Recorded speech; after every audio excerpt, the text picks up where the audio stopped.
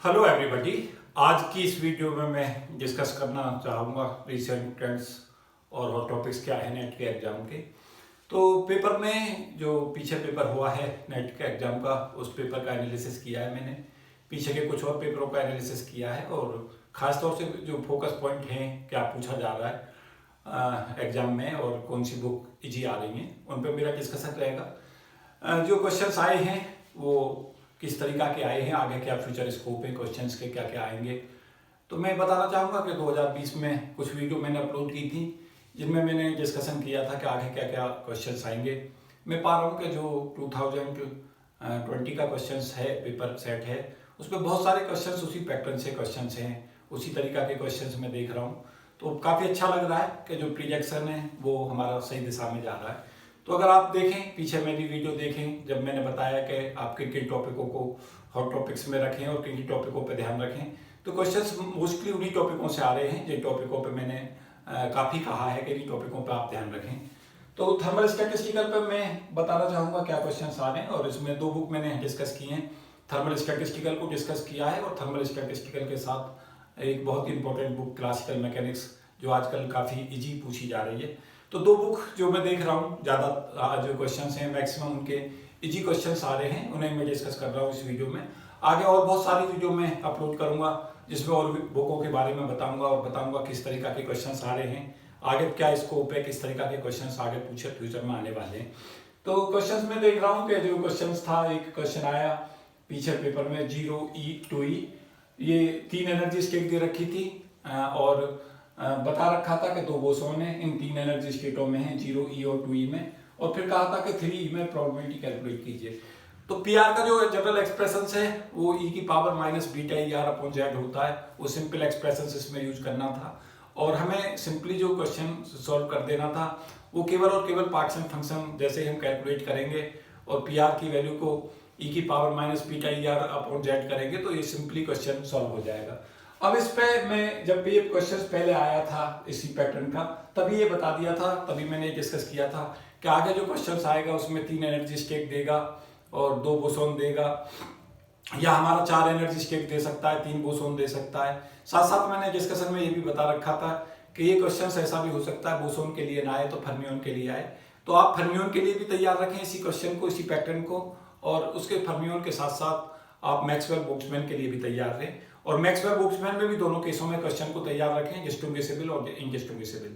तो फ्यूचर जो प्रोस्पेक्ट्स है क्वेश्चंस का, मैं उसे देख के प्रिडिक्ट कर रहा हूँ कि आगे जब भी ये क्वेश्चंस आएगा या तो ये स्टेटों को बदल देगा, 0E 2E 3 इस तरीका से करेगा, 3 बोसोन रख देगा और फिर किसी पर्टिकुलर एनर्जी स्टेट में पाए जाने की प्रायिकता पूछ लेगा। इस टाइप से क्वेश्चंस आ सकता है अगर ये बोसोन के लिए ही आया, और अगर ये फर्मियोन्स के लिए आया तो हो सकता है ये क्वेश्चन बिल्कुल ऐसा रिपीट हो जाए कि 0E 2E है, 3 एनर्जी स्टेट हैं, 3 बोसोन रख सकता है या 3 फर्मियोन रखेगा और पूछेगा कि प्रोबेबिलिटी बताइए 3 में पाने की कितनी है। तो पार्शियल फंक्शन हमें इवैल्यूएट करना आना चाहिए। मैंने बहुत सारी वीडियो पार्शियल फंक्शन पे बता रखी हैं और बहुत ही उम्दा जो वीडियो हैं वो, उनमें मैंने डिस्कशन दे रखा है कि कैसे पार्शियल फंक्शन को कैलकुलेट करें वेरियस सिस्टम्स के लिए और कैसे उस पर क्वेश्चंस बनाएं, कैसे क्वेश्चंस आते हैं। तो उसी लाइन ऑफ एक्शन पे क्वेश्चन था। मुझे उम्मीद है कि जो मेरे चैनल को लगातार फॉलो करते रहे हैं, पीछे से देखते रहे हैं, उन्हें क्वेश्चन करने में ज़्यादा दिक्कत नहीं आई होगी। तो ये क्वेश्चन मैं डिस्कस किया है। एक question Vx equal to Gx की पावर 6 पे क्वेश्चन है। इसमें पूछा है कि expectation del E upon del T की वैल्यू क्या होगी, सी भी पूछ रखा है बेसिकली इसमें। तो ये क्वेश्चंस मैंने काफी पहले कहा था कि इस पे जो पहले क्वेश्चन आते थे वो आते थे कि Vx की वैल्यू Gx स्क्वायर है, फिर इस पे ही क्वेश्चन आने लगा Gx की पावर 4 होगा, तब हमारा एनर्जी क्या होगी और हमारा CV क्या होगा, स्पेसिफिक हीट कांस्टेंट वैल्यू। तो इस पे क्वेश्चन पहले से ही पूछा गया था। तो मैंने 2020 में ही प्रिडिक्ट कर दिया था कि जब ये कभी क्वेश्चन आगे फ्यूचर में पूछा जाएगा तो Gx की पावर 6 फॉर्म में क्वेश्चन पूछा जाएगा। तो उसी पे ही आया जो हमारा इसका पैटर्न था, expectation T upon expectation V बराबर n/2 से सॉल्व करना था। एक्सपेक्टेशन T को हाफ KT रखना था, n की वैल्यू को 6 रख देना था और उसके बाद इसे सॉल्व कर देना था। तो एक्सपेक्टेशन V निकाल लेते, एक्सपेक्टेशन T हाफ KT रख देते और उसके बाद में एक्सपेक्टेशन E की value simply expectation T plus expectation V से सॉल्व कर देते। तो ये क्वेश्चन लाइन ऑफ एक्शन पे ही था, पहले मैंने प्रिडिक्ट किया था। अब जब इसका फ्यूचर में क्वेश्चन आएगा तो यहाँ पे Gx की पावर 8 या gx की पावर 10, इस टाइप पे ये क्वेश्चन पूछा जाएगा। तो हमें यहीं पे क्वेश्चनों को सोच लेना चाहिए कि क्या हमारे क्वेश्चंस आ रहे हैं और आगे के फ्यूचर क्वेश्चंस किस पैटर्न के होंगे। तो आप सोचें कि पहले जब क्वेश्चंस इस पर आया करता था तो पूछा जाता था कि हैमिल्टोनियन दे रखा px² / 2m + ½ पूछा करता था कि इसकी एनर्जी बताइए, तो सीधा हमें ½ kT + ½ kT करना होता था law of equipartition of energy से। फिर ये क्वेश्चन आया तो पूछा गया कि हैमिल्टोनियन px² / 2m + gx की पावर 4 है, तो आप बताइए कि इसका CV क्या होगा। तो उसे क्वेश्चन को निकालने के लिए एक्सपेक्टेशन T/एक्सपेक्टेशन V = 2n/2 को सॉल्व करके पहले n की वैल्यू को, अगर यहाँ पे 4 है तो 4/2 रखना था और एक्सपेक्टेशन T को ½ kT करके एक्सपेक्टेशन V की वैल्यू को एवेल्यूएट करना था। यहाँ पे 6 दे रखा था तो उसी पैटर्न से हमें चलना था। तो बहुत प्रिडिक्टेबल क्वेश्चन था, ये भी पहले से बता दिया गया था कि इस तरीका के क्वेश्चंस पेपर में फ्यूचर में आएंगे। तो जिन्होंने 2020 की मेरी वीडियो देखी है या जिन्होंने नहीं देखी वो देख लें कि ये क्वेश्चंस मैं ऑलरेडी प्रिडिक्ट कर चुका था। ये क्वेश्चंस भी प्रिडिक्टेबल क्वेश्चनों में था, ये भी प्रिडिक्टेबल था। तो ये लाइन ऑफ एक्शन पे क्वेश्चन है, पहले से ही बता दिए गए थे कि इस टाइप के क्वेश्चंस आएंगे पेपर में। उसके अलावा एक क्वेश्चन आया है 2 एनर्जी दे रखी है ±E, लो टेम्परेचर पर CV की वैल्यू पूछी है। तो इस टाइप के क्वेश्चंस मैंने कुछ वीडियो बनाई है, बिल्कुल सेम क्वेश्चंस मैंने सोल्व किया हुआ है। अगर मेरी वीडियो देखेंगे थर्मल स्टैटिस्टिकल पे तो ये क्वेश्चन मेरी वीडियो से ही है, आप पीछे देख लें। उसमें मैंने जो क्वेश्चंस है, ये क्वेश्चन जो पूछा गया मैं बता दूं, सरस सीरीज का ये क्वेश्चन है और पहले ये क्वेश्चंस पहले भी कंपटीशंस की दुनिया में आया है, जो आजकल पेपर सेटर जो सरस सीरीज से काफी क्वेश्चंस रख रहे हैं, तो वहां से ये क्वेश्चन पूछा गया था। पहले पार्शियल फंक्शन ले लें, पहले +E के करस्पॉन्डिंग z = e की पावर -βe, फिर एनर्जी -E के करस्पॉन्डिंग तो e की पावर βe, फिर दोनों को जोड़ दें तो z = e की पावर -βe + e की पावर βe, ये पार्शियल फंक्शन हो जाएगा।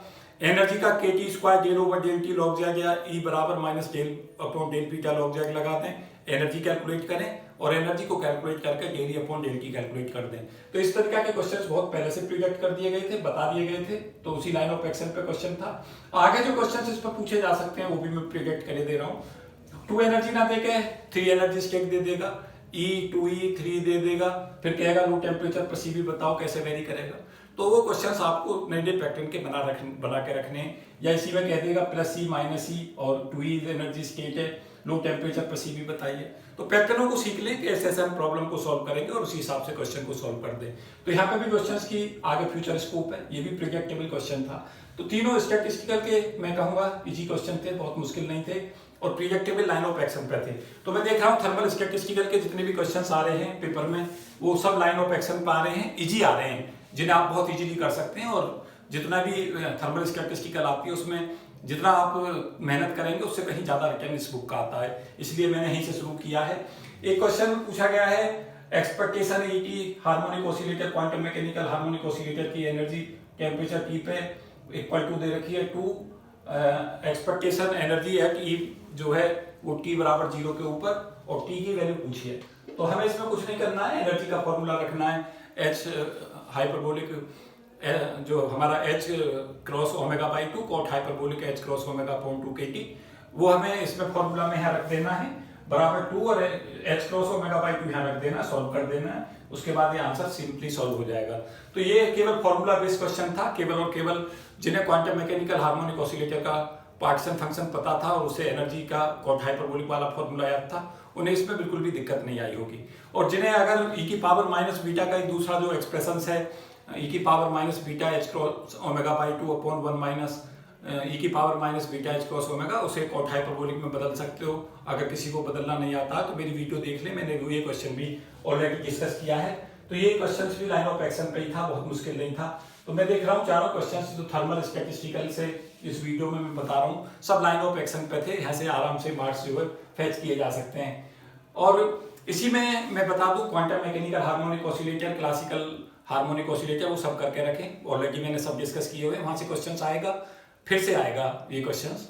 ये भी याद रखें कि जेड की वैल्यू kT/h का ओमेगा रहती है क्लासिकल हार्मोनिक ऑसिलेटर के लिए, और क्वांटम मैकेनिकल का हार्मोनिक ऑसिलेटर का जो फंक्शन होता है पार्टीशन फंक्शन वो 2 sin hyperbolic beta H cross ω/2 की पावर पूरे की पावर -1 होता है। वहां से सॉल्व हो जाएगा आराम से। और एवरेज एनर्जी का फॉर्मूला -0/del/β log z होता है। तो ये सिंपल क्वेश्चन था, पार्टीशन फंक्शन पर बेस्ड क्वेश्चन था। तो मैं देख रहा हूँ ये क्वेश्चन भी पार्टीशन फंक्शन बेस्ड था, ये भी पार्टीशन फंक्शन पर बेस्ड था और ये भी पार्टीशन फंक्शन पे बेस्ड था। तो 3 क्वेश्चंस मैं देख रहा हूँ पार्टीशन फंक्शन के ही एप्लीकेशंस पे क्वेश्चंस हैं।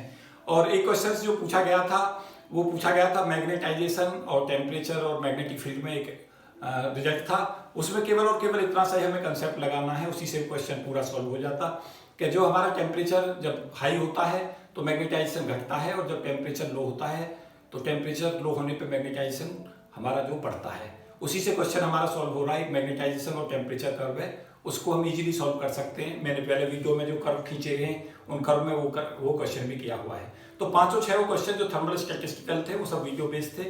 मुझे उम्मीद है कि जिन लोगों ने मेरी वीडियो को देखा होगा, पीछे से पढ़ी होंगी, उन्हें कोई दिक्कत इन क्वेश्चनों में बिल्कुल नहीं आई होगी। तो थर्मल स्टैटिस्टिकल का जो लाइन ऑफ एक्शन है वो इस तरीका का है। मैं साथ साथ डिस्कस कर रहा हूँ इसमें कुछ क्लासिकल की प्रॉब्लम्स और फ्यूचर एस्पेक्ट्स भी बताता हूँ। इसमें अगर आपने मेरी वीडियो देखी हो, एक वीडियो मैंने डिस्कस की थी 50 hot topics for CSIR net examination, उससे बहुत सारे क्वेश्चंस बिल्कुल ऐसा सच लगे हैं। उसमें मैंने थर्मल स्टैटिस्टिकल का मेरा सबसे फेवरेट टॉपिक रहता है पार्टीशन फंक्शन। तो आप देख रहे होंगे पार्टीशन फंक्शन की ही प्रॉब्लम है, ये भी पार्टीशन फंक्शन से सॉल्व हो जाएगा। ये जो क्वेश्चन है ये भी पार्टीशन फंक्शन से सॉल्व होगा, ये भी पार्टीशन फंक्शन से होगा। तो पार्टीशन फंक्शन से 3-3, 4-4 क्वेश्चन जो आ रहे हैं बेस, इससे ज्यादा जो आप किसी पर्टिकुलर टॉपिक में से क्वेश्चंस नहीं पाओगे थर्मल स्टैटिस्टिकल में। तो काफी अच्छा टॉपिक है, इसे अच्छे से तैयार करके रखें। उसके अलावा एक क्लासिकल मैकेनिक्स में मैं पहले से बताता रहा हूँ, law of conservation of energy लगवाता है। जैसे ये क्वेश्चन है, पोटेंशियल एनर्जी दे रखी है A mod x और पूछा है कि टाइम पीरियड बताओ, एनर्जी की पावर किस पर निर्भर करेगा। तो ये क्वेश्चंस, पहले जो क्वेश्चंस इसमें पूछे गए हैं वो Vx = ax की पावर 4 करके पूछ लिया गया था, और टाइम जो हमारा टाइम पीरियड है वो एनर्जी पर पूछा था। तो law of conservation of energy पर बेस होते हैं ऐसे क्वेश्चंस। सदा क्या करें कि पहले x पे काइनेटिक एनर्जी और पोटेंशियल एनर्जी ले लें, half mx dot square plus Vx = x बराबर a के ऊपर जो हमारी x बराबर प्लस माइनस a के ऊपर जो पोटेंशियल एनर्जी है उसके बराबर कर दें। क्योंकि जब पार्टिकल एम्पलीट्यूड पर होता है तो तब उसकी जो काइनेटिक एनर्जी है वो शून्य होती है, 0 होती है। तो वहां से law of conservation of energy से इसे सिंपली सॉल्व किया जा सकता है। इस पे क्वेश्चंस बहुत बार आ चुके हैं, तो उसी लाइन ऑफ एक्शन पे एक क्वेश्चन था। मेरे हिसाब से कोई ज्यादा दिक्कत इसमें नहीं आई होगी। Law of conservation of energy को लगाना सीख लें। 3 टॉपिकों को बहुत अच्छे से तैयार सदा रख के चलें। Law of linear momentum apply करना, law of linear momentum conservation, law of angular momentum conservation और law of energy conservation.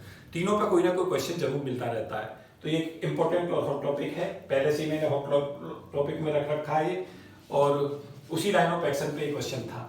Lagrangian में मैं पहले से बताता रहा हूँ कि लैग्रांजियन सदा एक हॉट टॉपिक है। क्वेश्चंस जो लैग्रांजियन पे सदा आते हैं उनमें मैं बता दूं, ये जो क्वेश्चंस लैग्रांजियन पे ये क्वेश्चन था L बराबर half m x dot square minus ax square minus v not e की पावर माइनस 10x, ये केवल और केवल फेज स्पेस ट्रेजेक्टरी का था। फेज स्पेस ट्रेजेक्टरी ये हॉट टॉपिक रहा है, सदा से रहा है। लगातार क्वेश्चंस इस पे आए, x और px डायग्राम प्लॉट कराता है। तो इस क्वेश्चन में ये जो टर्म है ये px स्क्वायर बाई 2m लिख दें, और ये जो हमारी पोटेंशियल एनर्जी की टर्म हो जाएगी ये ax square plus v not e की पावर माइनस 10x। तो यहाँ पे जो पोटेंशियल एनर्जी है वो हमारी x का फंक्शन है, और ये जो काइनेटिक एनर्जी है वो x डॉट का फंक्शन है। उसके बाद x डॉट और px में कर्व खींच दें, सॉरी x में और px में कर्व खींच दें। तो x की वैल्यू को वैल्यू देते चले जाएं। जब x की वैल्यू को वैल्यू देते चले जाएंगे तो हमें पता चलेगा कि जब x की वैल्यू माइनस होगी तो माइनस यहाँ से आएगा, माइनस वहां से आएगा, तो वैल्यू जो है एक्सपोनेंशियली पॉजिटिव आएगी, तो वैल्यू वहां बढ़ेगी ज्यादा। और जब x पॉजिटिव होगा, x की वैल्यू पॉजिटिव होगी, तो वहां पे ये एक्सपोनेंशियल कर्व घटाएगा। तो उसी से केवल आंसर मार्क कर देना था। तो 20 का अल्टरनेट था, ज्यादा मुश्किल क्वेश्चन नहीं था। लैग्रांजियन में हम देख रहे हैं 3 क्वेश्चन लैग्रांजियन पे बेस आए हैं। L बराबर half m q1 dot square plus q2 dot square plus m q1 dot q2 dot plus k q1 dot q3, इस पे बेस क्वेश्चन था। इसमें केवल और केवल कंसेप्ट लगाना था हमें साइक्लिक कोऑर्डिनेट का, कि जो लैग्रांजियन में कोऑर्डिनेट नहीं होते वो कोऑर्डिनेट साइक्लिक होते हैं और उसके करस्पॉन्डिंग कंजर्वेशन लॉ वैलिड रहते हैं। तो इसी कंसेप्ट पर बेस क्वेश्चन था, पहले भी ये डिस्कस किया गया है, काफी बार पूछा जाता है साइक्लिक कोऑर्डिनेट का क्वेश्चन। इक्वेशन ऑफ मोशन से भी इसे सॉल्व किया जा सकता था। तो लैग्रांजियन पे बेस हम देख रहे हैं, एक क्वेश्चन लैग्रांजियन पे ये आया, एक ये आया। एक नॉर्मल मोड मैंने पहले ही बता रखा है, मैंने कुछ वीडियो डाली हुई हैं ऑलरेडी जो नॉर्मल मोड पे हैं, नॉर्मल फ्रीक्वेंसी पे हैं कि कैसे हम फ्रीक्वेंसी कैलकुलेट करते हैं। तो L बराबर half x1 dot square plus 2 x2 dot square minus half x1 square plus x2 square plus x1 x2। इससे क्या करना है, लैग्रांजियन इक्वेशन ऑफ मोशन ले लें, D over D T del L upon del X one dot minus del L upon del X one बराबर 0 और D over D T del L upon del X two dot minus del L upon del X two बराबर 0। दो equations ले और उन दोनों इक्वेशनों को solve कर लें और उन दोनों इक्वेशनों को एक बार ऐड करें, एक बार सब्ट्रैक्ट करें, वहां से फ्रीक्वेंसी कैलकुलेट करनी मैंने वीडियो में बता रखी है, सीख लें। नॉर्मल मोड सदा से एक इंपॉर्टेंट टॉपिक रहा है, पूछा जाता है पहले से ही। अगर आप देखेंगे हॉट टॉपिक लिस्ट में जाकर देखें, 50 हॉट टॉपिक लिस्ट में मैंने नॉर्मल मोड को भी रखा है, ये क्वेश्चन भी वहीं से है, फेज स्पेस ट्रेजेक्ट्री को रखा है, साइक्लिक कोऑर्डिनेट की प्रॉब्लम को रखा है। तो ये देखेंगे तीनों क्वेश्चन जो इन्हीं हॉट टॉपिकों में से हैं। तो मुझे उम्मीद है कि जिन्होंने फेज स्पेस ट्रेजेक्ट्रियों के कर्वों पर काम किया है उन्हें इस क्वेश्चन को करने में कोई दिक्कत नहीं आएगी। नॉर्मल मोड फ्रीक्वेंसी कैलकुलेट करने के जो मेथड मैंने वीडियो में दे रखे हैं, जिन्होंने वो सीख लिया होंगे उन्हें बिल्कुल दिक्कत नहीं आएगी। उसके अलावा जो हमारा एक क्वेश्चन इसमें मैं देख रहा हूँ, सी लेवल पर टाइम पीरियड T1 दे रखा था और हाइट 6 किलोमीटर पर T2 दे रखा था, T2 minus T1 upon T2 पूछा था कि ये किस ऑर्डर का होगा। तो इसमें कुछ भी नहीं करना है, बहुत इजी क्वेश्चन है। एक बार स्मॉल जी जो होगा हमारा उसके ऊपर एक्सप्रेशन यूज कर दें, GM अपॉन R स्क्वायर, ये तो रहेगा जब h की वैल्यू 0 है, और एक बार हम GH बराबर GM upon R plus h का होल स्क्वायर। उसके बाद में ये जो दो एक्सप्रेशन हैं, एक बार हाइट 0 पे ले लें, यहाँ पे जी की स्मॉल जी की ही वैल्यू, यहाँ कैपिटल जी ग्रेविटेशनल कांस्टेंट है, मास ऑफ अर्थ है, R रेडियस ऑफ अर्थ है, h हाइट है। तो ये दोनों वैल्यूज यहाँ पे पुट कर दें। एक बार T1 के लिए यहाँ G बराबर h बराबर 0 लें, G की वैल्यू को दिस वन रख दें, और एक बार T2 के लिए यहाँ पे G की वैल्यू को GM upon R plus h square रख दें। उसके बाद इसे सॉल्व करें, आराम से क्वेश्चन सॉल्व हो जाएगा। तो बहुत मुश्किल क्वेश्चन नहीं है, 12th स्टैंडर्ड बेस क्वेश्चन है, तो इसे करने में मेरे हिसाब से ज्यादा दिक्कत नहीं आनी चाहिए। इस टाइप के क्वेश्चंस 12th बेस आते हैं, और मैं पहले ही बता चुका हूँ, मैंने टाइम पीरियड पे एक वो भी डाली थी वीडियो, और उसमें कहा था कि जितनी भी उसकी टाइम पीरियड की और फ्रीक्वेंसी की प्रॉब्लम है ज़्यादा से ज़्यादा कर लें। एक क्वेश्चन दो क्वेश्चन सदा आते ही रहते हैं टाइम पीरियड के ऊपर। तो हम देख रहे हैं टाइम पीरियड पे यहाँ भी क्वेश्चन है, और यहाँ फ्रीक्वेंसी का आया, ये हमारा क्वेश्चन था। ये एक पुली थी, इसका मोमेंट ऑफ इनर्शिया आई दे रखा था, इस पर मास m का रखा है, यहाँ पर फोर्स कांस्टेंट दे रखा है, और उसका फ्रीक्वेंसी पूछी है। तो ये क्वेश्चंस भी सिंपली सॉल्व कर सकते हैं। एल ले लें लैग्रांजियन की वैल्यू को T माइनस वी लें, और T में दोनों एनर्जी ले लें, पोटेंशियल एनर्जी काइनेटिक एनर्जी, और kinetic energy translatory kinetic energy और रोटेटरी काइनेटिक एनर्जी, और पोटेंशियल एनर्जी ले लें। पोटेंशियल एनर्जी हाफ के x स्क्वायर हो जाएगी, और ये वाली माइनस mgx होगी। उसके बाद इक्वेशन ऑफ मोशन लेके सॉल्व कर दें, तो टाइम पीरियड हमारा कैलकुलेट हो जाएगा, ओमेगा कैलकुलेट हो जाएगा। तो ये चारों क्वेश्चंस लाइन ऑफ एक्शन पे थे। मैं देख रहा हूँ टाइम पीरियड अगेन एक हॉट टॉपिक बना हुआ है, तो आप टाइम पीरियड पे खूब सारा क्वेश्चन करें। अगर यहाँ से आप सीखना चाहते हैं तो सीखें कि जेड पार्टिकल फंक्शन एक हॉट टॉपिक है, तो इस पर जितना काम कर सकते हो पार्टिकल फंक्शन पे, इस पर ज़्यादा से ज़्यादा काम करें। ये पार्टिकल फंक्शन की बेसिक प्रॉब्लम है, 3 क्वेश्चन तो इसमें से, और ये तो मैंने कंसेप्ट बताया ही है। ये expectation T upon V, expectation V बराबर n/2 का बेस था, यहाँ पे n की वैल्यू को 6 रखना था, 6 अपॉन 2, और T की जगह पे हाफ KT रख दें, और यहाँ से V निकालना है। तो V की वैल्यू यहाँ से सिंपली कैलकुलेट हो जाएगी, यहाँ से वैल्यू आएगी, ये 6/2 से 3 हो जाएगी, और ये एक्सपेक्टेशन V, तो यहाँ से एक्सपेक्टेशन V सिंपली हमारा आ जाएगा 1/6 KT, और इसे एक्सपेक्टेशन T की वैल्यू में हाफ KT में जोड़ दें। अगर n है हमारे पास में सिस्टम के अंदर n पार्टिकल हैं, तो n से मल्टीप्लाई कर दें, और उसके बाद में एनर्जी को डेली अपॉन डेल्टी करके CV निकाल दें। तो यहाँ से सिंपली बेस क्वेश्चन है, और ये पार्टिकल फंक्शन बेस है। तो पार्टिकल फंक्शन को बहुत अच्छे से करें, ज़्यादा से ज़्यादा प्रॉब्लम्स निकाल लें। मैग्नेटाइजेशन से क्वेश्चन आया हुआ था, मैं देख रहा था, मैग्नेटाइजेशन और T कर्व है। मैंने बताया है कि फेरोमैग्नेटिक के लिए बहुत सारे कर्व मैंने एक वीडियो डाल रखी है, उसी से वो बिल्कुल क्वेश्चन ऐसा सच लगा है। तो मैग्नेटाइजेशन और टेम्परेचर के कर्व ये सारे कर लें, और जो तुम्हारा जो हमारे फेरोमैग्नेटिक सब्सटेंस है उसके जितने भी कर्व्स हैं उन्हें सभी कर लें, चाहे वो एनर्जी और टेम्परेचर का कर्व है, चाहे वो मैग्नेटाइजेशन टेम्परेचर कर्व है, चाहे वो CV और T कर्व है, सारे कर्वों को कर लें, उनमें से क्वेश्चन की फिर संभावना है। तो ये भी एक हॉट टॉपिक बना हुआ है, फेरोमैग्नेटिक से क्वेश्चन आते हैं। यहाँ से ये सीखें कि एल हमारा सदा इंपॉर्टेंट टॉपिक है, लैग्रांजियन को बहुत अच्छे से तैयार रखें, लैग्रांजियन पे मैक्सिमम प्रॉब्लम निकाल कर देखें, लेकिन साथ साथ ये भी याद रखें कि अब इस बार फोकस अगर एग्जामिनर का लैग्रांजियन पे था, तो अगली बार हो सकता है एल से एच में कन्वर्जन, लैग्रांज से हैमिल्टोनियन कैसे बनाते हैं, इस तरीका के क्वेश्चंस भी आ सकते हैं, या इन्हीं पैटर्नों पे आगे क्वेश्चंस पूछा जा सकता है। तो लैग्रांजियन को और हैमिल्टोनियन को फोकस करें, एल से एच में कैलकुलेट करना, एच से एल में बदलना, और एल से हम कैसे एक्सपी कर्व खींचते हैं, फेज स्पेस ट्रेजेक्ट्री कैसे खींचते हैं, ये हॉट टॉपिक है। फेज स्पेस ट्रेजेक्ट्री मैं लिखता चला जा रहा हूँ, जो भी मुझे लग रहा है कि ये इनको आपको ज़्यादा अच्छे से पढ़ना चाहिए। फेज स्पेस ट्रेजेक्ट्री ये एक हॉट टॉपिक है, पार्टीशन फंक्शन एक हॉट टॉपिक है। उसके अलावा हमारा जो बहुत ही इंपॉर्टेंट क्वेश्चंस मैं देख रहा हूँ वो हमारा टाइम पीरियड, वेरियस केसों के अंदर टाइम पीरियड कैसे निकालते हैं, फ्रीक्वेंसी कैसे निकालते हैं, ज़्यादा से ज़्यादा इस पर भी प्रॉब्लम कर लें, यहाँ से क्वेश्चंस पूछा जा रहा है। इसके अलावा law of conservation of energy, E conservation का ये क्वेश्चन ज़्यादा से ज़्यादा कर लें।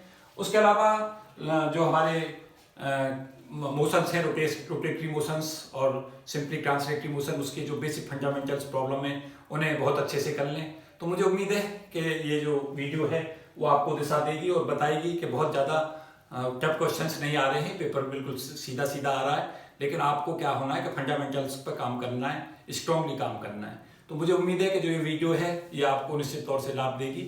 और इस एक क्वेश्चन जो इसमें मैं बताना चाहूँगा, a particle thrown with a speed v attain a maximum height h if v is the half of escape velocity, r is the radius of earth है, तो h upon r कैलकुलेट कराया था। तो law of conservation of energy पे base है, escape velocity के concept को पढ़ लें, बहुत बार क्वेश्चन उस पर पूछा जाता है। सेंटर फोर्स के कंसेप्टों को पढ़ लें, वहाँ से क्वेश्चन पूछा जाता है। तो मैं कहूँगा कि एस्केप वेलोसिटी के जो कंसेप्ट हैं वो इंपॉर्टेंट हैं, उन्हें अच्छे से कर लें, एस्केप वेलोसिटी, और सेंट्रल फोर्स पर जितनी प्रॉब्लम्स हैं उन्हें अच्छे से तैयार कर लें। तो ये हॉट टॉपिक्स लिस्ट में यहाँ बता रहा हूँ। Law of conservation of energy, linear momentum और एंगुलर मोमेंटम कंजर्वेशन लॉज, उन्हें अप्लाई करना सीख लो। उसके अलावा एस्केप वेलोसिटी, सेंट्रल फोर्स की प्रॉब्लम कर लें, और जितना भी टाइम पीरियड के क्वेश्चन है उन्हें ज़्यादा से ज़्यादा कर लें। फेरोमैग्नेटिज्म के सारे एस्पेक्टों को कर लें, वहाँ से क्वेश्चन रेगुलर पूछे जाते हैं, पूछा गया था इस बार भी। उसके अलावा फेज स्पेस ट्रेजेक्ट्री पे जितनी ज़्यादा से ज़्यादा प्रॉब्लम निकाल सकते हैं निश्चित तौर से निकालें। पीछे के जितने क्वेश्चन आए हुए हैं फेज स्पेस ट्रेजेक्ट्री के वो सारे के सारे निकाल लें। नॉर्मल मोड पे क्वेश्चंस आ रहा है तो नॉर्मल मोड को फोकस पे रखें, वो मेरी हॉट टॉपिक लिस्ट में भी है। और पार्शियल फंक्शन को बहुत ही उम्दा टॉपिक है, लगातार 2-2, 3-3, 4-4 क्वेश्चन इस टॉपिक से आ रहे हैं, इसको अच्छे से रखें। तो ये इस वीडियो का निचोड़ था जो मैं बाद में बोल रहा था। तो मुझे उम्मीद है कि ये वीडियो निश्चित तौर से आपको लाभ देगी, और जो वीडियो मैंने अपलोड की हैं वो सभी बहुत यूजफुल हैं। कोशिश करते रहे उन्हें वीडियो को देखने का भी, वो निश्चित तौर से आपको दिशा भी देंगी और पेपर जो है मैक्सिमम उन्हीं क्वेश्चनों पर बेस आएंगे। तो मुझे उम्मीद है कि ज़्यादातर ने जो हमारे पुराने स्टूडेंट हैं उन्होंने नेट क्वालिफाई कर लिया होगा, गेट क्वालिफाई कर लिया होगा, और जो बाई चांस अभी नहीं कर पाए हैं वो एक मैं लाइन ऑफ एक्शन लगातार दूंगा, आगे कुछ वीडियो और अपलोड करूंगा। तो मुझे फॉलो करते रहें और नीचे अपने कमेंट बॉक्स में कमेंट करते रहें और रिक्वायरमेंट भी बताते रहें।